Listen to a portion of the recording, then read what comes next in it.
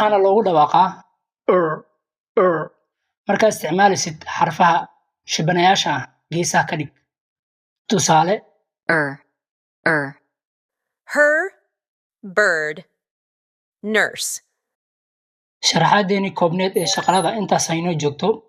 Shaqalada waa waxa luqad kasta kala wado. Waa muhiim inaad fahanto. Shaqalada Ingiriiska dadka waa ku wareeraan siday isugu xirmaan iyo qaabkay isugu bedelaan dhawaqooda. Laakiin wax walba ha ka walwalin, si fudud ayaan u bari doonaa insha Allah hadduu Ilaahay dhaho. Mid kale sida hadda hoos ka muuqata waxaa jiro dhawaaq weli iskuulada lagu dhigin welina lagu soo daabicin buugaagta. Waa dhawaaqyada sida aan anagu ugu dhawaaqno pretty oo pretty ah iyo tusaale kaloo kooban oo qaybtan ka mid ah aan isla fiirino. Item. Water. Literally